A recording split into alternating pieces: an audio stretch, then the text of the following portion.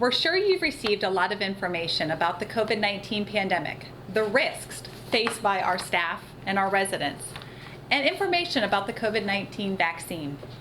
We're joined today by our Corporate Medical Director, Dr. Mark Oster, and Chief Nursing Officer, Tony Kenya, to provide us more information about COVID-19 and put those myths to rest about the vaccine. Natural immunity just as effective as getting a vaccine? It depends, and we probably don't know the full extent to which natural immunity protects an individual, especially in comparison to vaccination.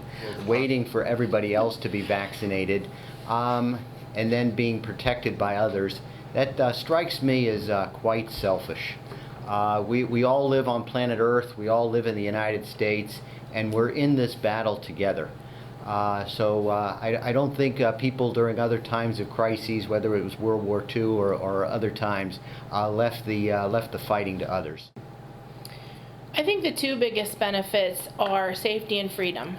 The COVID vaccine is one of the best tools that we have to fight the virus. And then eventually with people receiving the vaccine, eventually we'll be able to have freedom from. Vaccines have been administered to millions of people in the U.S. and around the world since December of 2020. Have there been any unexpected reactions to the vaccines? What are the most common side effects? Well, every person is always different, and nothing can be said about one and necessarily apply to others. However, with millions and millions of Americans vaccinated, we have a very good idea of what can be expected. Most people will have some side effects, some reaction to the vaccine, and that's actually to be expected. The vaccine triggers the immune system.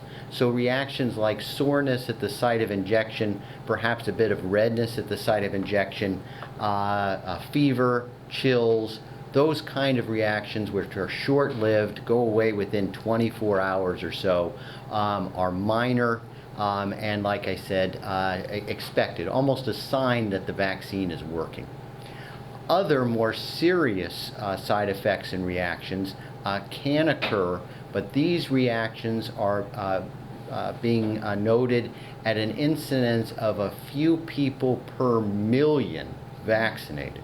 So they are very uncommon. Folks may think that the vaccine will give them COVID. Is that true?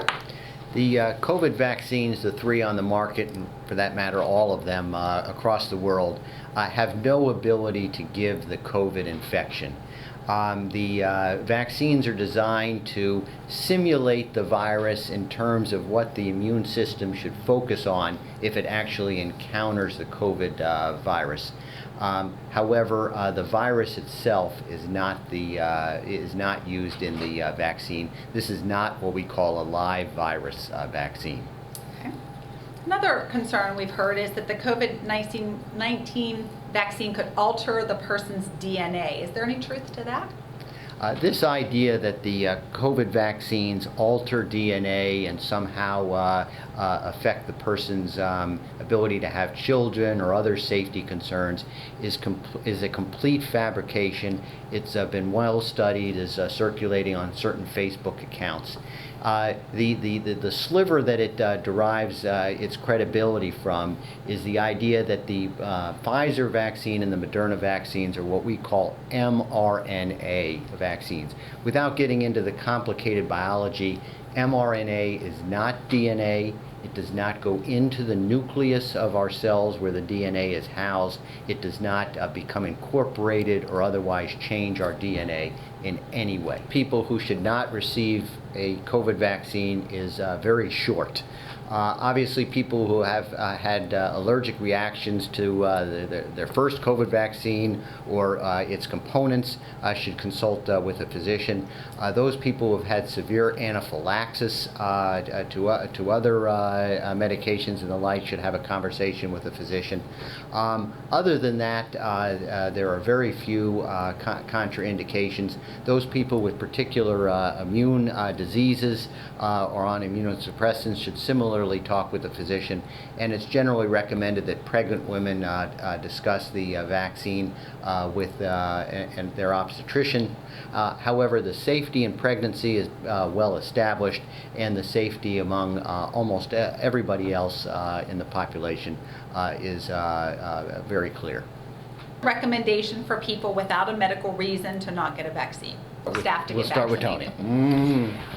The recommendation is to receive the vaccine. I think as healthcare professionals and leaders, we have a responsibility to do the right thing. We're given the tools to fight the pandemic, and I think we need to use them. And certainly if we're afraid to use the tools that we've been given, reach out to somebody. Talk to Dr. Oster, talk to myself, talk to your physician. But I think that everybody has to do their part. Similarly, I encourage everybody to get the vaccine. The rest of the world is clamoring to have these safe and effective vaccines. Fortunately, in the United States, they are readily available at QLS. We're making them available. Get vaccinated for yourself, get vaccinated for your family, get vaccinated for the people you're caring for, get vaccinated for the people you're working with.